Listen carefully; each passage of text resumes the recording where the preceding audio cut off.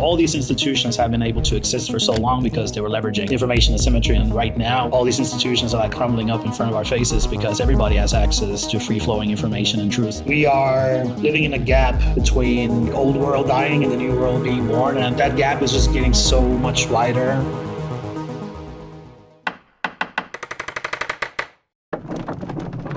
Sup, freaks? Before we get into the show, I just want to send a heartfelt thank you. Thank you for joining us, and ask for one quick thing. Could you like this episode, subscribe to the channel, and if you like the conversation, join us in the comment section. Fourth turning vibes. I think that's an apt description of the times we find ourselves in right now. Yeah, it is. And I think the biggest difference between what's happening now compared to previous times that you can compare it with is how information is being spread and consumed. And because back in the day, right, like, and this is something that I've been thinking about a lot, is a lot of the reasons why these like old institutions actually had such a long run before the internet is because they were leveraging information asymmetry, right? You can go all the way back to the church, and they had the only source of truth, right? Like they were saying, I don't know, we know what God wants, and if you want access to God, you got to go through us, right? And then governments had the same thing. They were just basically saying, no, we know how to control the currency, and like private banks don't know, you guys definitely don't know, we know. And all these institutions and media, like, we know the truth. We are the unbiased ones. You guys need us to get to the truth, and et cetera, et cetera. So all these institutions have been able to exist for so long because they were leveraging information asymmetry, and that's before the internet really happened. And right now, when we go through the four turning vibes, it's like, whoa, all these institutions are like crumbling up in front of our faces because everybody has access to free-flowing information and truths. And you see that all that four turning vibes comes from that, I think, from that, like, whoa, I didn't know that you guys were so insane, you know, and when things is transparent. So it's exciting times. I mean, yes, the time that repeats in history, but I think it's unique now because of the internet and the way we consume information.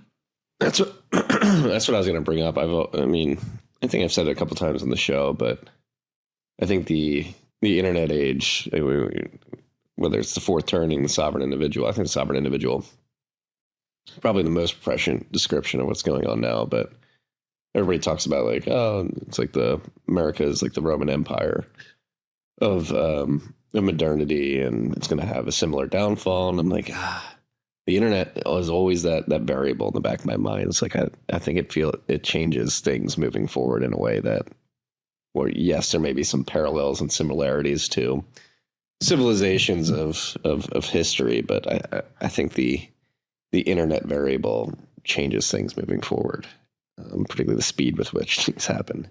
Yeah, and it's not necessarily like a disruptive thing. I think all these established institutions, they find a way to kind of like metastasize and shapeshift.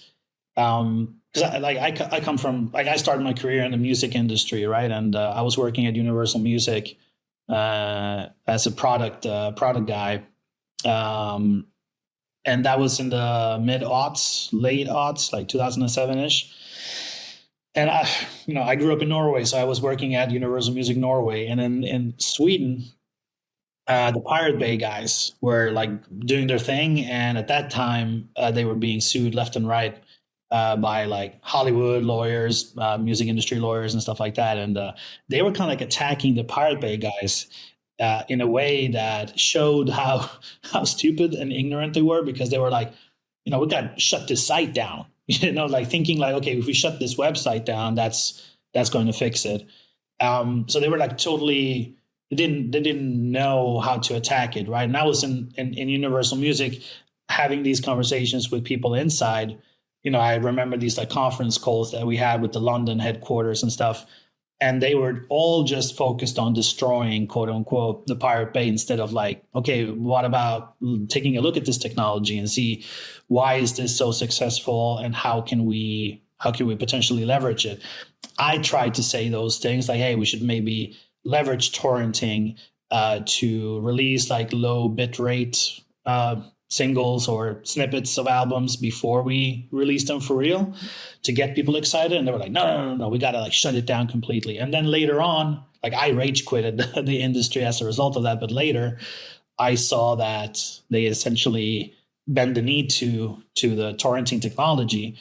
And, they allowed Spotify to be built, and then they, Universal and Sony BMG and all the big four record labels, they all had like a significant share in the listing of Spotify when they entered the US market. So they essentially metastasized into being, the biggest shareholders of Spotify years later, just for survival, right? So we're seeing a lot of these like industries not necessarily being disrupted, but they're like in the moment right now trying to desperately find a way to stay relevant. Yeah, it's actually been following you for years on X. Been some of my favorite commentary of yours is drawing parallels from your experience in the music industry, particularly on how well the music industry in sort of the entertainment industry more broadly is at marketing and positioning particular products. But to your point, they may not get the sort of freedom-oriented technologies that make it easier to access their content. And you've had a lot of very stark criticism for Bitcoin specifically and how we're positioning this new freedom technology. It's like we need to combine the good things that Pirate Bay brought to the market with the good marketing and positioning that things like Hollywood and the music industry have had for many decades. Yeah, I think there's two sides of the Bitcoin industry that I have been the most critical about, and I feel like I will hopefully soon not have these criticisms anymore, because I do feel like a lot of things are improving. But I think two sides of the industries. One is the if you take the first 10 years of Bitcoin and you take a look at the engineers, the people building products for using Bitcoin, I think it was like not very user friendly. Nerds building for nerds. Autists building for autists, man, heavy. And you got to be like super advanced, man, in order to understand what the hell you're doing with something as simple as a wallet. Sending and receiving, it should be easy, but we made it very complicated, obviously, because of we were thinking of trade-offs. We want to build something that's secure, and we have so many examples of all types of protocols being hacked back in the day, right? All types of smart contracts being hacked left and right, and we're seeing less of that now. I think the social engineering is maybe the biggest attack vector right now, and not so much like the hacking of stuff, but still. But then also, apart from the horrible UX and the subpar products that companies in this space were releasing in the first 10 years of Bitcoin, we also had like this communications problem or this positioning problem where a lot of people who grok Bitcoin, they feel like, okay, there's like when you are orange pilled, I do believe it's a highly personal journey. I mean, yes, you have access to a community online. You can go to a conference or 10, and you have material.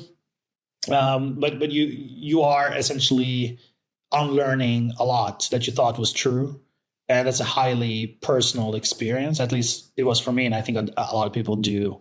It resonates with them. So you got to like change your worldview, stuff that you thought were true for many, many years. You got to flip upside down. And then you got to learn about, cryptography, computer science. I mean, at least on the surface level, right? To fully grok Bitcoin. And then when it clicks in your head, I think the natural instinct is, oh shit, the rest of the world needs to hear about this, right? So you just got to go at the top of the rooftop and yell it out. But, you are essentially going to use the same arguments that convinced you to convince somebody else. And that somebody else is not you. So, we a good like marketer or promoter or whatever, they look into the psychology of like influence and stuff like that. And they tap into stuff like, okay, what are you angry about? What are you concerned about? What are you fearful about? These deep emotional triggers. And then they try to like create the message around that, right? Because these are things that will resonate super, super quickly. And Bitcoiners have been kind of like not doing that. And then at the same time, the way of doing it is also like, bro, you don't know. You're wrong, bro. You need to understand, bro. This shit is fucked up, bro. And people were just not going to listen to that stuff. And then you have these other losers in the shitcoin land that are like all lovey-dovey, all welcoming and stuff. And they go there faster because, hey, this is a community that is more open and welcome. And it's kind of like the same thing with politics too. Like people aren't ready for the truth, but they want to belong to a community. So they go where they are, quote unquote, welcomed instead of actually, doing some critical thinking. So it's the same problem that you see elsewhere as well. And I think individual Bitcoiners have done Bitcoin an extreme disservice, I would say, in terms of like, hey, are we going to really grow adoption here on a global scale? In that scenario, it's been pretty bad.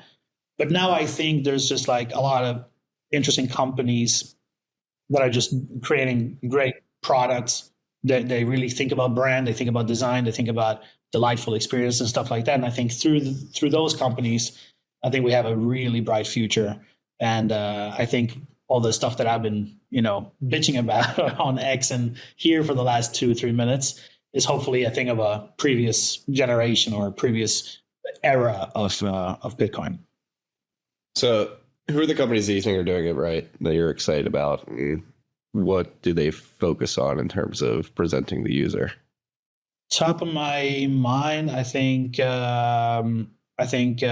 Square, Cash App, they really have that, like, they think about brand design, they think about good UX when it comes to the apps, but they also try their best to tap into the culture. And I think that's something, again, that I look back at, torrenting and the Pirate Bay and stuff like that. It was not only the technology that was awesome, obviously, but the outcome of that technology was like somebody in Sri Lanka could now download, Above the Rim and see Tupac and maybe download the soundtrack and tap into the culture. So it's like technologies that come with like this underlying cultural movement underneath. That's a explosion waiting to happen, right? Those are like super impactful stuff. And I think that's what Square and Cash App and all those people are trying to do at that level, right? Like Jack Dorsey wearing a Satoshi Nakamoto t-shirt at the Super Bowl, trying to converge the mainstream world with our world in a cool way. I think that's a good example of a company that's doing it well. Sup, freaks? OPNEXT, the Bitcoin scaling conference where Bitcoin developers meet institutional capital, is coming to New York next month. Join Bitcoiners from Blockstream, Chaincode, Brink, and more at the Can't Miss Summit at the intersection of Bitcoin tech and finance. This conference has one of the best signal to noise ratios, and that's why I'll be joining Blockspace's third annual Bitcoin Tech Conference on April 16th at the New York Times Center in Midtown Manhattan. There's only room for 200 attendees, and they've already sold more than 100 tickets of their open spots. So you've only got a few weeks to get your travel plans in order for New York. With the ticket, you get access to the best programming in Bitcoin tech, from BitVM to BitChat, catered lunch, and access to the PubKey after party. Wearing the hat, PubKey after party. OPNEXT is where builders meet capital, founders find funding, and companies source top talent. Plus, meet institutional investors and developers from BlackRock, H.C. Wainwright, and Bitcoin Infrastructure Corp. If you're at a venture fund or another finance firm, this is the event to learn more about the quantum computing, bleeding edge Bitcoin tech, and topics that will define Bitcoin's futures. Go to opnext.dev for tickets and use the code TFTC to get 25% off a general admission or VIP ticket to the event. Again, that's opnext.dev, code TFTC for 25% off a ticket. I'll see you there. Sup, freaks? This rip was brought to you by our good friends at Bitkey. Bitkey is the hardware wallet that makes Bitcoin easy to use, hard to lose. The 203 multisig, you download the mobile app, you pair it with this hardware device here. You have a key here, one on your mobile app, Block holds one in the cloud. Comes with incredible features, the newest of which is chain code delegation, where you can set up your wallet and you can send and receive Bitcoin from that wallet as long as you're doing it with your hardware wallet and your mobile wallet. And Block is none the wiser. You get privacy with chain code delegation in privacy mode. You can auto stack using Cash App, Strike, Coinbase, other apps directly to your Bitkey wallet. Easy to set up. If you have friends and family that still have their Bitcoin on the exchange but need to get it off, send them to Bitkey. To pick up a Bitkey, go to bitkey.world. Use the code TFTC20 for 20% off your Bitkey, and you can buy one right here. We have one on our YouTube store. You don't have to go anywhere. Just click that link. Use the code TFTC20, 20% off. Pick up a Bitkey. It's hard too, right? Because like, as you mentioned earlier, like we're dealing with this nascent emergent protocol that has new ways of, I mean, the way the protocol works is just people are going to be interacting with technology in ways that they haven't before. I think if I were to try to articulate what you were describing earlier, like autist building for autists, like first 10 years, I think it was hyper focused on making sure that everybody understood, like, hey, this is what you're dealing with here. It's a distributed system that uses private public key pairs, and you need to understand how all this stuff works. I think just that self-custody alone is one of the biggest turnoffs for a lot of people, because you're like, all right, here's the best money ever. Oh, by the way, like you need to secure it yourself. And if you lose these 12 words, you lose your money forever. And it's just like, people are like, well, that's a bit risky. Yeah. And it's, and so what on top of the protocol do you think has made this easier? Like I think of something like LN address, just being able to send somebody like, hey, Marty at strike.me, if you want to send me money, just find a compatible wallet and send it there. That's another thing. It's like, what is a compatible wallet?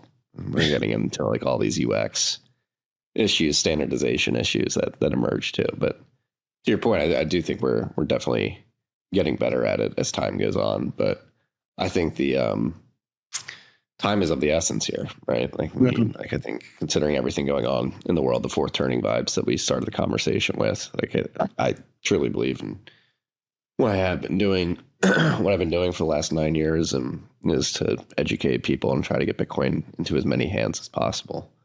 And through the 9 years I've been doing it professionally, and 13 years I've been in Bitcoin, the environment has never been more ripe for Bitcoin adoption in terms of people needing a solution like Bitcoin.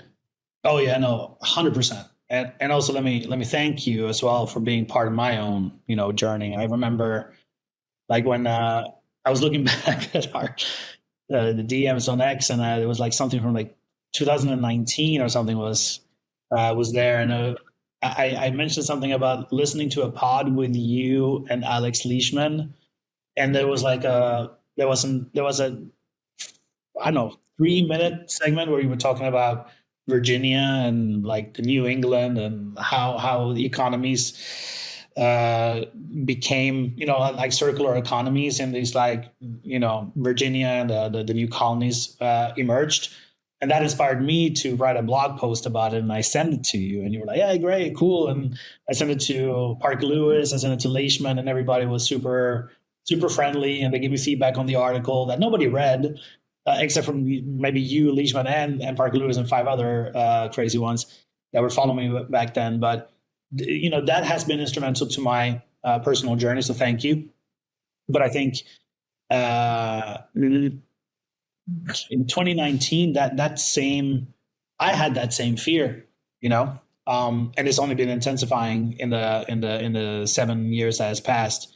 But one thing I do want to say, which I don't want to be like super negative on this episode, but like I don't think like the Bitcoin is not for everyone, but is for anyone. I truly believe in that, because I'm from Argentina, and you would think that in Argentina, Bitcoin would be a no-brainer for the entire country. Everybody has been going through insane debasement. My family emigrated from Argentina because of a hyperinflationary dumpster fire in '89. I told you about that.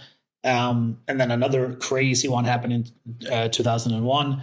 So it has like this Argentina has gone through this like chronic, disease of inflation, and no other country than Argentina, perhaps maybe other five, Nigeria, Venezuela, Turkey, Lebanon, maybe Iran, have seen how just inflation, how that tears the social fabric apart. Having families having to go outside of the country, leaving their families behind just to get a job and send money back. And you would think, hey, Bitcoin, hey, you can remittances over Lightning, all of that is a godsend, right, to people in countries like Argentina. And still, Ethereum is the biggest, it's the biggest community. It has the most traction in Argentina. So just because us Bitcoiners think that, okay, these people would be open to Bitcoin, still doesn't mean that they will get it. You can give them the Bitcoin standard to read. You can give them 100 podcast episodes. People just still won't get it. So I think we should be okay with just, hey, there's a bunch of people that will never ever get it, and let's not even think about those people.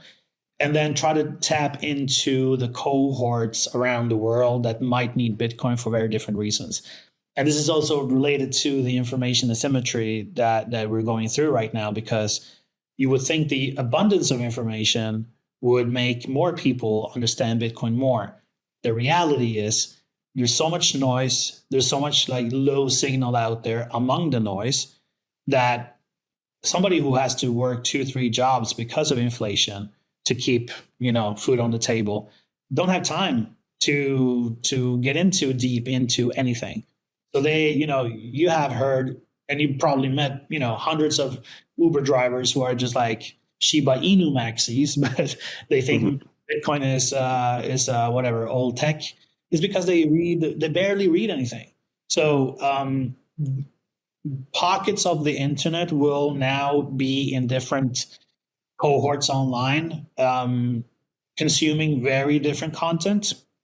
And we just need to try to tap into those cohorts, those pockets online, and try to speak their language in order for adoption to grow. Because it's not going to be mass adoption anymore, in my opinion. We're behind. We're beyond that. It's going to be a fragmented adoption that is going to look very insane and weird. But it's not going to be like one big, movement that kind of like brings critical mass into our world. It's going to be choppy, I think. Is this something you're trying to solve, a perception? Yeah, I am. I think for people who are in the industry, who want to keep up with what is happening, yeah, you can't rely on logging into X anymore, or I don't know, reading one or two websites a day in your morning with your morning coffee. There's things happening 360-degree, 24/7, nonstop from all regions of the world at any given time, and manually keeping up with that is impossible. So if you consume content, if you try to educate yourself the old school way, you're going to have a very rough time, because you're going to be beaten by somebody who uses something like perception that just is able to gather 650 plus sources all at the same time and can do pattern detection automatically in a second, instead of you trying to do that on yourself, having 70 tabs open in your browser at the same time. So yeah, I'm solving that with perception for the people who want to accelerate, who want to get to what's really happening and what are like the trend clustering all around the world faster than their competitors. So still in beta. We can talk about perception a little bit more, but we're still in beta, and I already have institutional clients already, and I think the reception has been pretty good. So I'm super bullish on that, and I do think that is kind of like how we need in order to survive in the like knowledge worker industry. The way we process data and the way we add context to that data is going to be incredibly important for like job security, for your company to stay alive, for not becoming part of the permanent underclass. Well, I'm sure if you've been listening and reading my tweets and newsletters, like I am incredibly bullish on AI, just as a productivity booster for small teams like ours here at TFTC. And that's how I viewed it over the last few years specifically. Like we started really leaning in about 2 years ago and automating some back-end processes with AI tools. And obviously they've gotten exponentially better as time's gone on, and it's allowed us to do more. And so like combination of like storytelling via AI generated videos telling the story of Jackal Island, the story of getting ripped off the gold standard, a bunch of other stories. But then on top of that, like we can put out more content now. Like we have this 5-day-a-week Bitcoin brief newsletter that we've gotten back to, and it's all been enabled by AI. And to your point, like curating and surfacing signal, that's what we've been trying to do with the Bitcoin brief, and feedback's been good. But I think AI is a double-edged sword. You can get consumed by slop, and the tsunami of noise that's going to be produced using these tools. But if you leverage them the right way, you can surface a ton of signal as well. Yeah, that's why when I created Perception, it was more like the reason I created Perception was because when I was working at Blockstream, I used to be the VP of marketing and communications there for people who don't know me. And we were like using traditional tools that were like monitoring, social media monitoring, whatever. And just to see, okay, how are we doing? How are like technologies being discussed online and, competitors and stuff like that. And, what these tools resurfaced was just everything. So I was like, oh shit, on Tuesday we got this 72% increase in mentions. Let's see what that is all about. And then I log in and I see just pure dribble, like just casino links and scammers and all kinds of bullshit. So these tools that supposedly are tracking the internet for you, they track everything. And with, like you said, with the AI slop, with grifters, with spammers, with all that stuff happening, not only on X, but just everywhere, you can't rely on these metrics at all. You can't even rely on them directionally. It's all fake. So I was like, okay, we need to build our own system. And I started doing that. And then I was like, oh, the data that comes back is pretty interesting. Let me create a newsletter showing some interesting stuff. That was mostly based on mainstream media. And essentially that was well received because I was essentially just quantifying what people already knew. Yeah, mainstream media sucks. And here's why. But now, as I added more sources, it's completely different. And I really see the value of a platform like Perception. But during that process, I was like, I can't fuck this up. I really need to be super careful about what I actually include, what kind of data comes in. Because that's the trap, you want to like bring in everything, but then you bring in all the bullshit. And in order to provide a lot of data that is, that has enough volume to really tell you, hey, these are the trends, this is the sentiment, and this is actually the public perception of X, Y, and Z, you need to curate that a lot. So I think, me coming from the industry and knowing, who's who and what's what, I think that's another strength for Perception to actually be a valuable tool in the future. But you're totally right, and I think what you did with the AI video in particular was absolutely insane. I mean, you pioneered that shit. Like that Jekyll Island video was absolutely insane, and that was towards my last period at Blockstream, and we were discussing that internally. We were like, yeah, we fucked up here because this team is a small media team. We're like a big company, and they beat us to it. And look at what they're doing. They're absolutely killing it. And I think that's one example of many examples of just like people who are like hyper focused on something. They just edge out compared to a bigger, in your case, bigger media outlets, right? Sup, freaks? Right now, someone with less capital than you is building a better Bitcoin position than you are. They're not smarter. They're not luckier. They're just using this downturn differently. The small minority will quietly make moves that matter. And Unchained wrote a field guide for that small minority. It's called 21 Moves to Make in the Downturn. Inside, you'll learn how to orient your thinking around Bitcoin's long-term properties, the common psychological traps that surface during market downturns, practical accumulation strategies, and ways to optimize your savings, retirement accounts, and idle capital. If you plan to use this downturn instead of watching it pass, go download it at unchained.com/TFTC. That's unchained.com/TFTC. Sup, freaks? This rip is brought to you by our good friends at Silent. Silent creates everyday Faraday gear that protects your hardware. We're in Bitcoin. We have a lot of hardware that we need to secure. Your wallet emits signals that can leave you vulnerable. You want to pick up Silent's gear, put your hardware in that. I have a tap signer right here. I got the Silent card holder, replaced my wallet. I was using Ridge Wallet because it's secured against RFID signal jacking. Silent, the card holder, does the same thing. It's much sleeker, fits in my pocket much easier. I also have the Faraday phone sleeve, which you can put a hardware wallet in. We're actually using it for our keys at the house too. There's been a lot of robberies. They have essential Faraday slings, Faraday backpacks.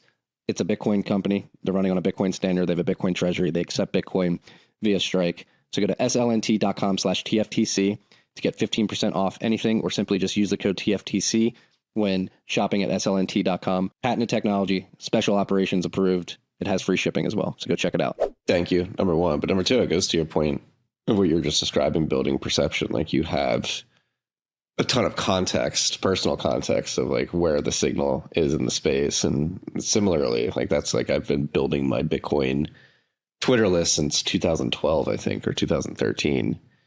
And I just had, I mean, just from pure observation over 14 years, like I've developed these pattern recognition techniques with my human brain to then be able to curate via these AI tools. And it seems like you're doing the same thing. To your point, that's going to be the edge moving forward, is curation and taste. I strongly believe that. And I think in the realm of building AI products, particularly with a focus on data surfacing, like you need that sort of pattern recognition, that experience, that time in the market. You're not like some startup out of YC is going to be like, okay, we need better Bitcoin sentiment tools, so we're going to build that. Like, if you haven't been in the space for a while and you don't know the different actors and the history of who's been right and who's been wrong over the course of many years, it's going to be hard to do that from scratch.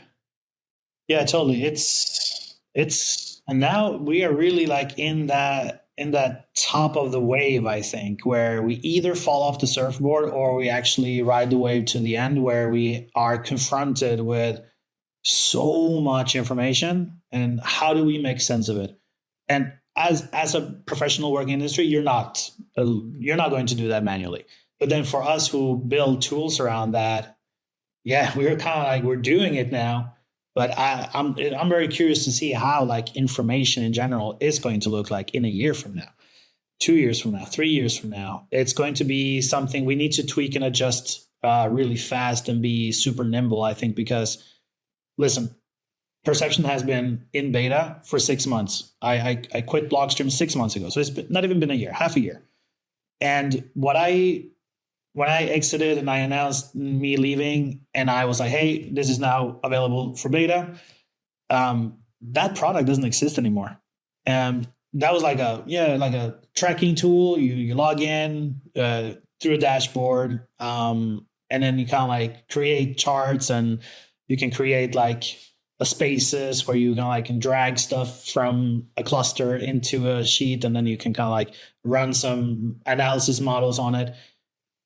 That stuff is like completely commoditized right now. Like, I think people just create whatever app they need for a very, very specific thing that for anybody else building a business around it, it's too niche to actually make viable as a business. But for one person who needs something quick that is very, very specific, they can build it themselves.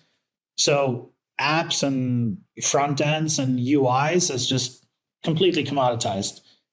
So the data is the only competitive moat that we have, at least for the next maybe 12 to 18 months.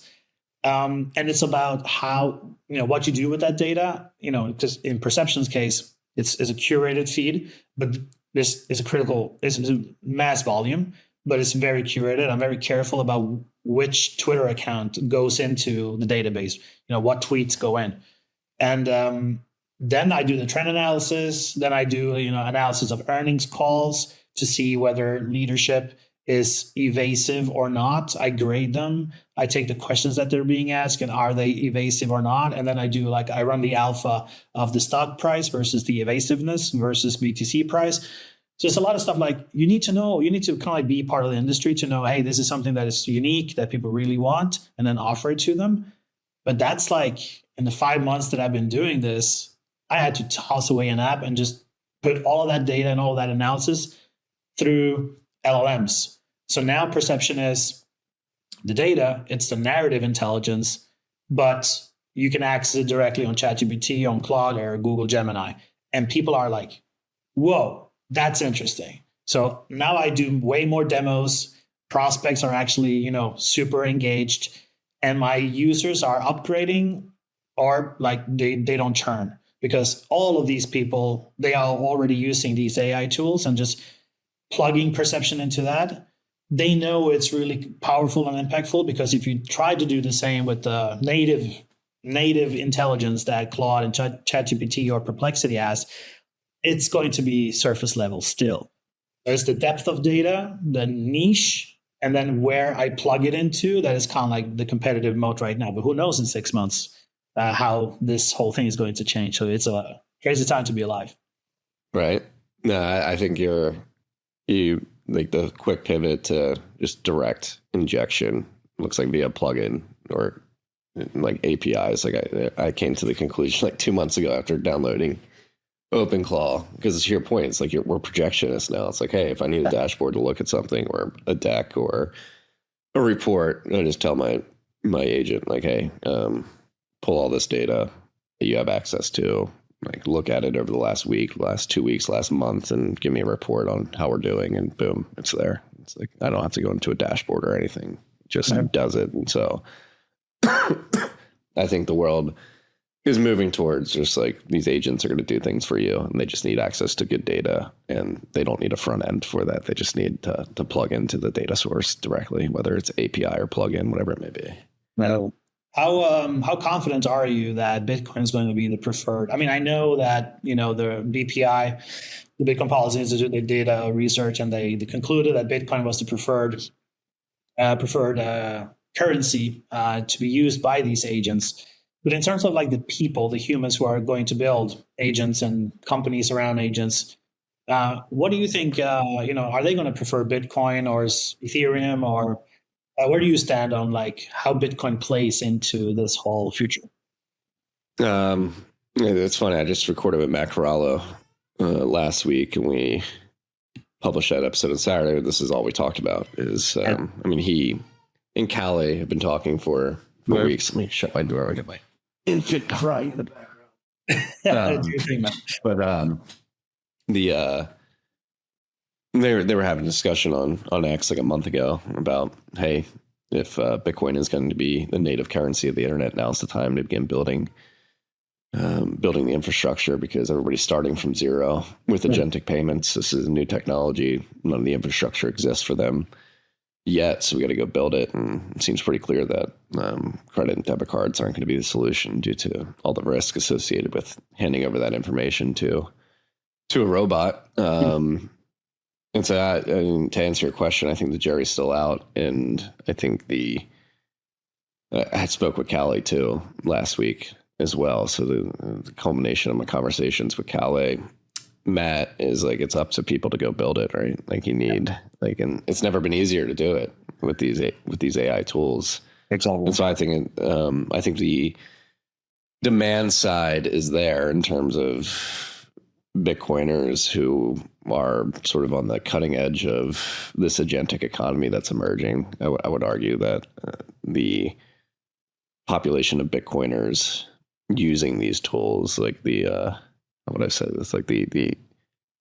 amount of Bitcoiners using these tools is probably way higher than any other subgroup outside of AI native companies or individuals who are literally playing in the AI field. So I think Bitcoiners are early adopters of this technology on a per capita basis for our subgroup. I guess it would index way higher, is my assumption. And so I think the onus is on us to go build it. And I think that's my point. The demand side is there. There's plenty of Bitcoiners using these tools who would gladly have their agents spend Bitcoin to buy stuff. But the supply side, the supply of merchants accepting it, I don't think is there. And so we need tools to make it easier for them to do it with simple code injections or library downloads on their website. And then I do think, Matt and I talked about that, like, I do think you just need to make it as seamless as possible for merchants to go in and out of Bitcoin in dollars or dollar equivalents and stable coins. Like it or not, like, I just think that's a table stakes. You need that because they don't like the volatility. Yeah, no, but also I think that the one thing that we have for us is that the purchasing power per sats spent is always going to increase over a longer period of time, right? Or like millisats or millibits. So you can like chop it down to whatever type of micro payment unit that you want.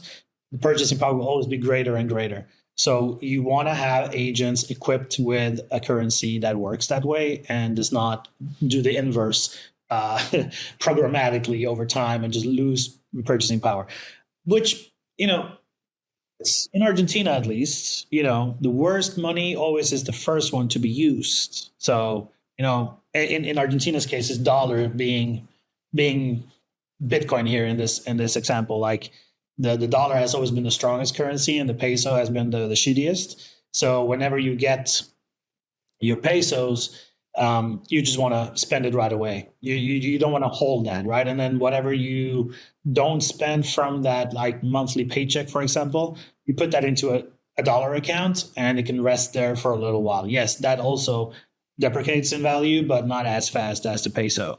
But the peso is the one that is in heavy circulation. And then the dollars is for like transactions of, I don't know, if you have a property deed or something like that, that stuff is done in a stronger currency for property purchases, and you buy a car or sell a car or stuff like that. So I wonder if the agent economy is going to mimic that type of behavior, which is inherently human, right? You don't want to spend the asset that goes up in value over time. You want to spend, if you have something worse available that is being accepted by a critical mass of people, get that shit out of there. I don't want to have that. But if I can buy something for that, I'm going to spend it first. So I wonder if agentics are going to mimic that behavior with stable coins versus Bitcoin. Yeah. But that's the other thing too. Like the agents will do whatever their humans tell them to do, at least for a certain period of time. Who knows? Maybe they break containment and become conscious and begin making decisions on their own. But I guess you could give it like a broad prompt, like, hey, that's what I try to do, is be as broad as possible. Like just out of curiosity to see what they choose. Like, hey, I need you to go do this. Like, I want to be able to send and receive Bitcoin, like figure out which wallet works best for you. So I did this like a month ago or a month and a half ago now at this point. And because I started by giving it direction, like, hey, here's what I want you to do. Go spin up a Lightning node using this library and blah, blah, blah. And it just like didn't work. And I reframed. It's like, all right, you go do research, figure out what works best for you. And I found PhoenixD server and download one of those. And it was like, hey, here's this Bolts product. You can send on-chain Bitcoin to an address that I'll provide you from Bolts, and then it'll sort of submarine swap in. I'll have a Lightning channel I can spend. I did that, and within 10 minutes, it had a PhoenixD server and a funded Lightning channel. And so I was like, that's pretty cool. And like, so it did sort of knew I wanted to have it be able to send and receive Bitcoin. But then I gave it was like, hey, just figure out what works best for you and your setup, and it did that pretty smoothly. Cool. So they're really cool. Yeah, I think Phoenix, Bolts, Arc. There's just so many newish companies that are building these type of instruments, and I'm super bullish on. I think I'm super bullish on them. I think one thing is for certain is that we are living in a gap between like old world dying and the new world being born, and that gap is just getting so much wider and wider. It's definitely not going smaller. And on one side, that environment is kind of like where the grifters flourish. But at the same time, that's the opportunity for builders. So definitely, I think that the timing of this is to Matt Corallo's point is spot on. It is now or never, and it's time to build. Yeah.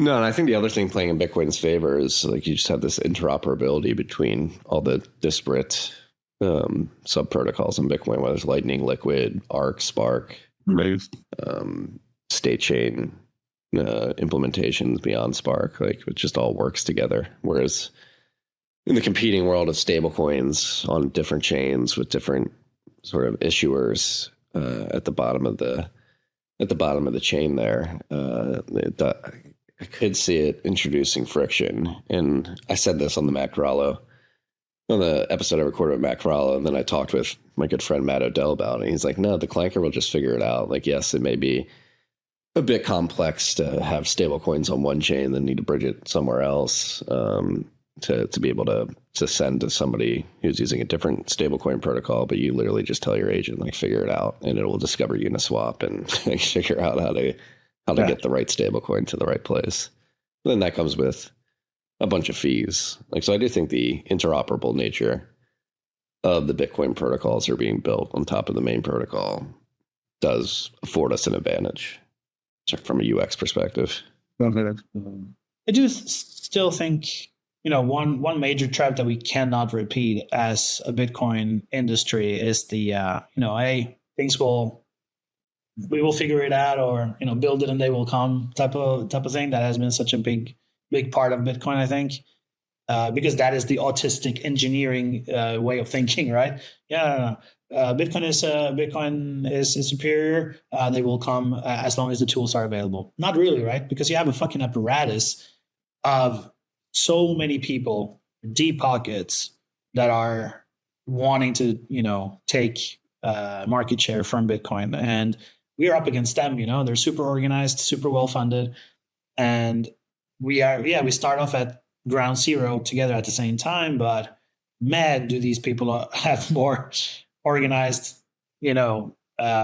structures and more financialization on their side compared to us to be able to really, start off running. But that's kind of the beauty of Bitcoin too. Like there's a beauty in the decentralized, disorganized nature of it, where we have to kind of like organize ourselves as a movement instead of a company.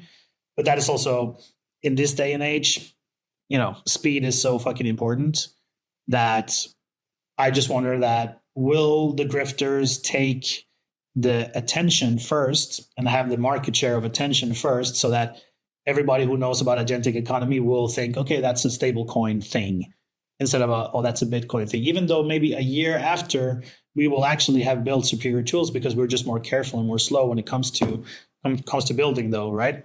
In terms of like the philosophy of building, like, we can build super quick with AI as well, but Bitcoiners who are builders, they think differently about these things. They have a different approach, which inherently is a slower moving train. So I just hope that the narrative doesn't become a year from now like the agentic economy is a shitcoin thing or a stable coin thing and not a Bitcoin thing. I think that's, apart from building the tools, we also need to be on top of that about the narrative. We need to make people know that, Bitcoin is the best, but why? Okay, here's why. And then it has to be some kind of a cultural thing that agent equals Bitcoin for it to really succeed, I think. How do you think we do that? How do we win that narrative battle? That attention battle? That's a fucking great question. Well, I wish that OpenClaw guy was a Bitcoiner, for example. Some Bitcoiner need to create a tool that becomes, that takes over internet culture the way OpenClaw did, for example. And he's like super anti-crypto, which is good. I mean, for the shit coins, but that also includes Bitcoin. I don't think he has a favorable view of Bitcoin just because it's not a shit coin. I think he just puts everything into the same bucket. So we just need, we need companies. We need Cash App to create an agent that is insane. I mean, you see USDC as the Circle team. They have, I think the first week of when OpenClaw really became a thing, I saw them have like workshops. They were like throwing money at devs to build and build some stupid shit just to get that like incentive structure in place and to get some mind share from those devs who are like, hey, I just want a grant, I just want something to build. Well, okay, Circle is giving me money, bet let's do that. I don't see Tether doing that for them, and they are supposedly the Bitcoiner stablecoiners. So we just need to do that, I think. Somebody who has a really good ear to the streets, to internet culture, needs to bring something that is agentic and represents Bitcoin. But I don't know what it is. I'm not a product guy like that. But I think that's the ingredients, at least, that should perhaps be part of it. Yeah, I think one of the benefits that we have is that Replit, Amjad Masad is a Bitcoiner. I know Cody Lowe is in there. I saw he quote tweeted the BPI piece, the research piece on agents choosing Bitcoin. And he said this is a good thing. Like, agents should be using Bitcoin. And so, like, there is a prominent founder within the realm of top tier AI companies that gets it. It's just like, to your point though, like leaning into it and making it so people are building agentic commerce tools with Bitcoin at the heart of them. Yeah. And still, I think this feels very big now, but if you like step outside, you ask anyone in the street, like, hey, you know about OpenClaw?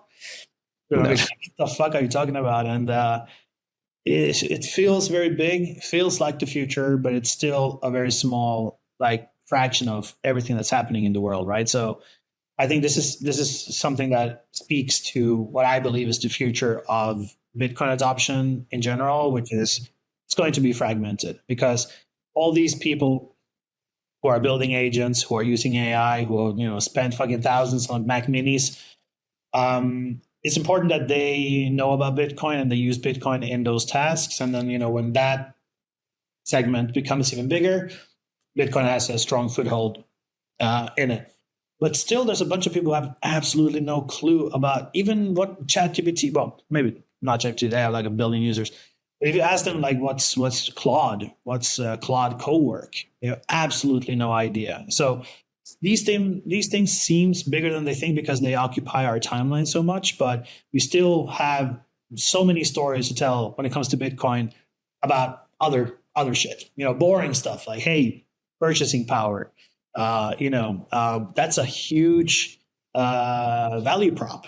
Number go up is a huge value prop.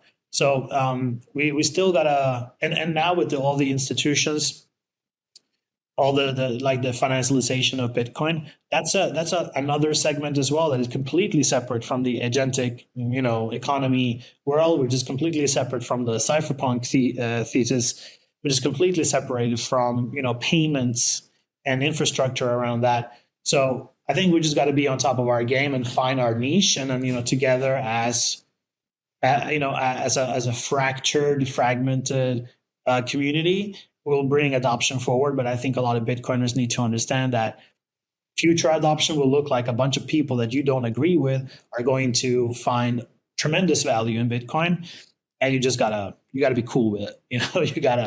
You gotta accept it. And I feel like we're breaking away from it now, and there's still some Bitcoiners like screaming and kicking because their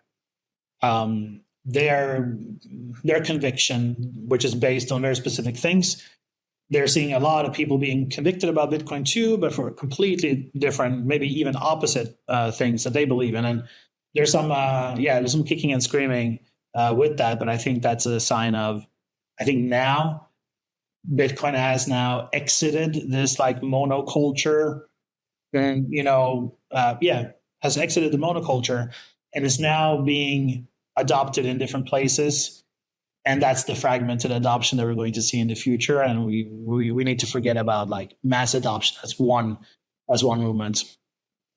Yeah. Again, Bitcoin is for anyone, not for everyone. It's hard for people to grapple with because everybody's like, we're losing our roots. But it's like, people have said if Bitcoin is what we think it is, like everybody's going to want some. And you may not like the people getting into Bitcoin, but as long as they're not preventing you from using Bitcoin in the way that you want to, I think that's the biggest thing to protect, right? And that's the other thing I'm curious to see how it plays out with all this quote unquote institutional adoption and the ETFs blowing up. Like, what is the subset of people that ultimately self custody and use Bitcoin in a true peer to peer fashion?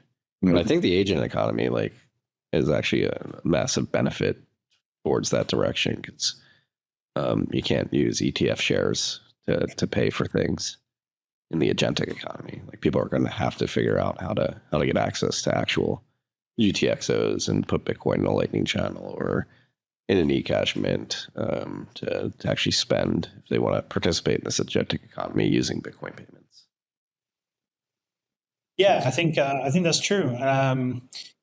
And I draw parallels to my music business background, because the institutions that the big incumbents of Universal Music and Sony BMG and stuff like that, they were fighting. First they were ignoring, then they were fighting, and then they just became it in a way. They became the streaming industry, right? They finally understood that our model of having one distribution channel, which is like putting CDs in the stores, is broken fundamentally.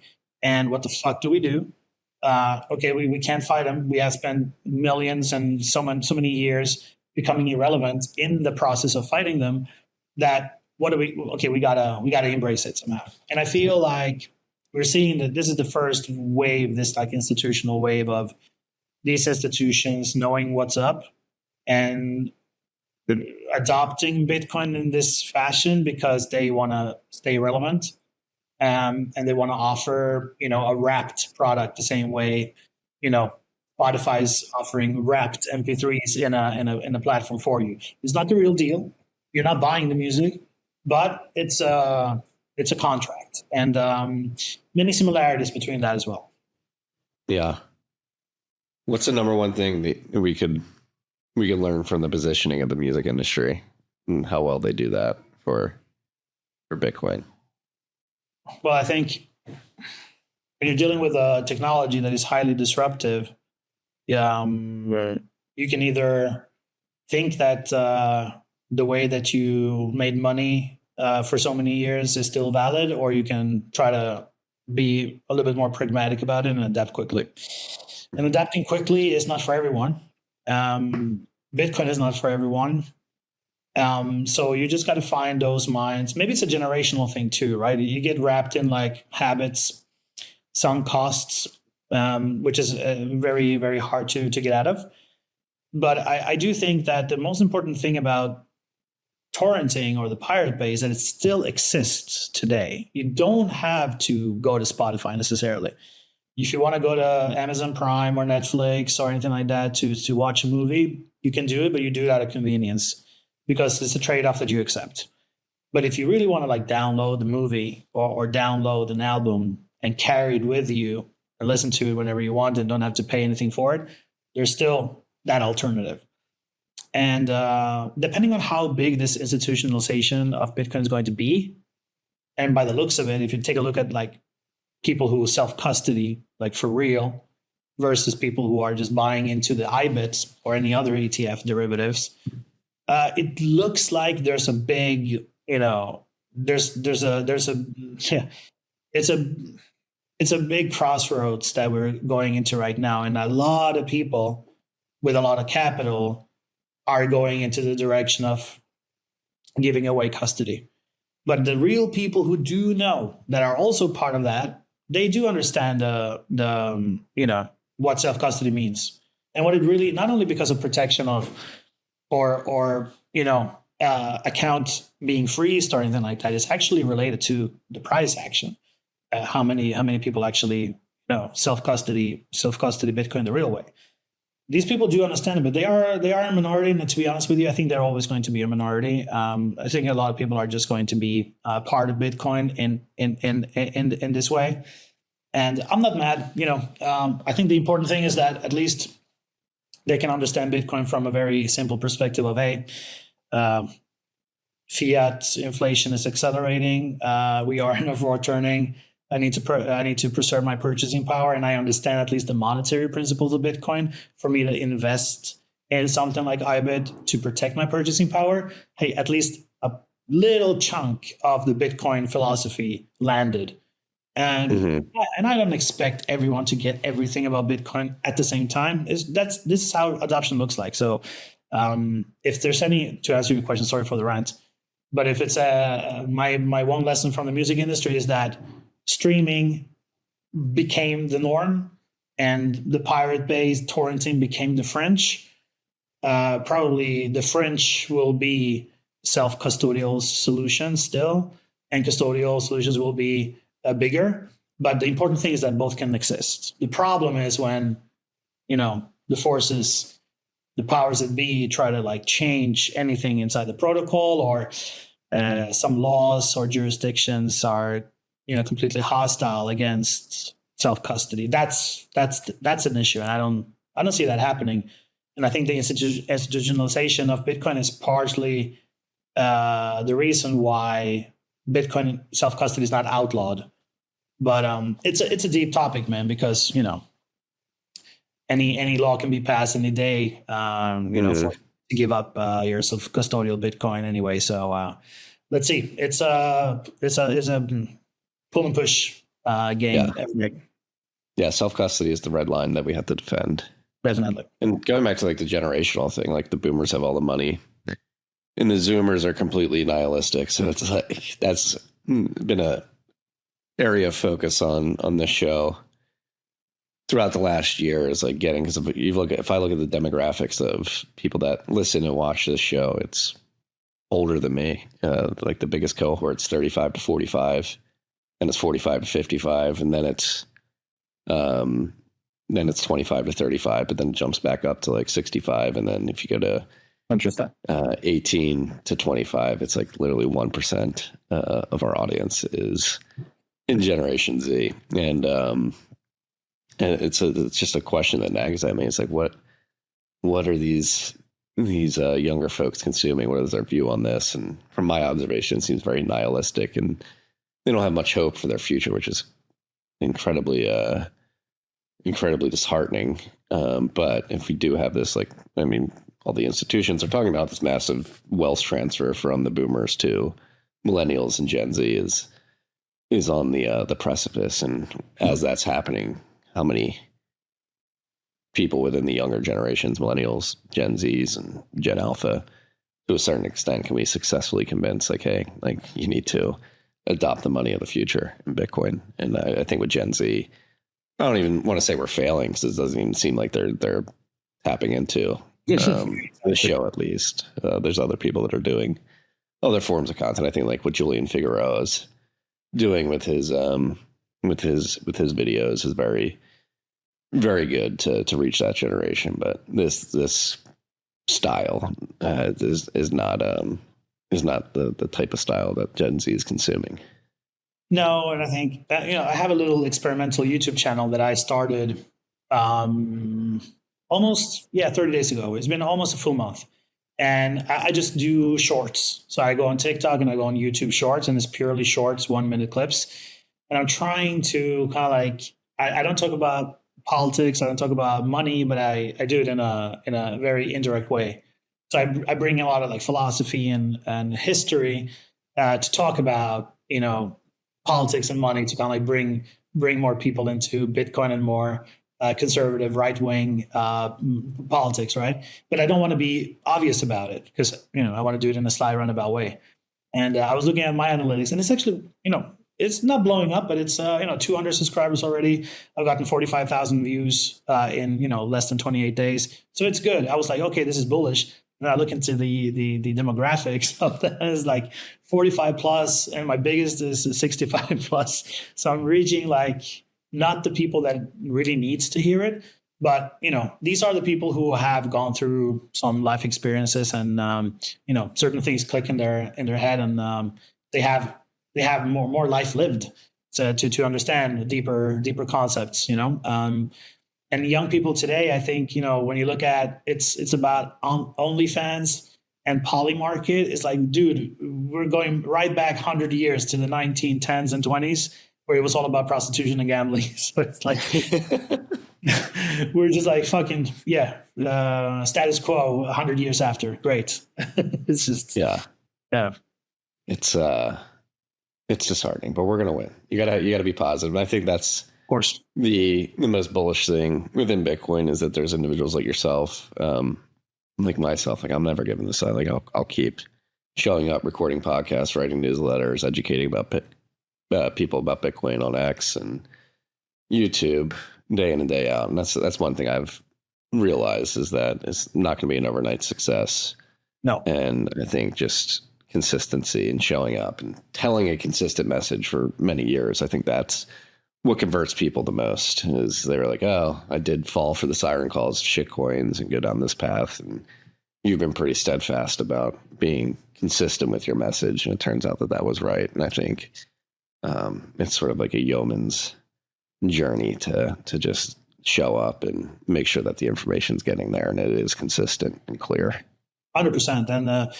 And consistency, repetition, that's like basic pillars of propaganda, So you gotta go all Joseph Goebbels on this shit and just propagandize the shit out of this in order for us to win, because we're dealing with, I don't know, my wife and I were discussing this earlier today, like the devil is in disguise. It's everywhere. So you got to deal with so much noise and pollution everywhere. And there's a clean break, of course, just not use the internet, not go online to get informed. But that's just we're way past that point, right? We're like we are an online society because of the simple fact that we have niched so hard in our interests that it's getting harder and harder to just step outside your house, knock on the neighbor's door, and find like things to talk about because, I don't know, can I talk to Bitcoin with anyone else around here? No, I got to log in to Zoom to do a podcast with you and just to hook up, just to meet my friends online because I'm traveling so much. So we have to use the internet to get to this information. It is out there, but you got to show up consistently with the same message to catch people over time, because there's like multiple touch points from when you first hear about a certain thing until you actually believe in it, right? Like It might be years, especially when it comes to Bitcoin. So we just gotta not give up. And I guess you and I will come to the point where it's like too late for us to pivot to anything else anyway. So we're just like, this is it. So this is it. If this doesn't work, I don't know what I'm going to get into. I'm going to become a farmer. Yeah, same. Like something offline, definitely. It's the other side of this, I think. And I think Bitcoin is a big enough, it's a historical thing. It's something that has already shaken society, but it will definitely leave a dent in humanity. So being a part of it is a privilege, So what else can we do? Yeah. It is an incredible privilege. It's a privilege and an honor to be on this journey with you, sir. And we have to do this more often. It's been took me too long to get you on the show. It's in the first place. Door is always open. Thank you so much for the opportunity and to kick it with you. It's I knew this was going to be good, so didn't disappoint. Yeah, and we've got to go check out perception.to if you're out there. I got to talk with you offline because I think we can implement this at TFTC. Let's go. In a way. But yeah, where can people find out more about perception, about you, what you're doing? Easiest thing is just to Google my name, Fernando Nikolic. And the easiest thing to do on search is to Google Bitcoin perception. You'll find the website at the top of the search results. And then from there you can read. You can get a little bit more acquainted with what the data is about, and then you can obviously plug perception directly into your favorite AI tool directly from the website through the MCP, and then you can start querying and you can find out how the data is. And there's a really cool prompt library in the perception website as well that you can just use. Just copy paste those prompts, put it into Claude, and see what comes out, and you're going to be amazed. It's nothing like it out there. Please give it a try. And then on Twitter, on X, I'm based layer. So follow me there. Great handle there. Based layer. Mr. Base Proud Layer. of proud of that one. Hope you have a great afternoon, and we'll do this again. Likewise, man. Thank you so much, sir. Peace and love, freaks. Thank you for listening to this episode of TFTC. If you've made it this far, I imagine you got some value out of the episode. If so, please share it far and wide with your friends and family. We're looking to get the word out there. Also, wherever you're listening, whether that's YouTube, Apple, Spotify, make sure you like and subscribe to the show. And if you can leave a rating on the podcasting platforms, that goes a long way.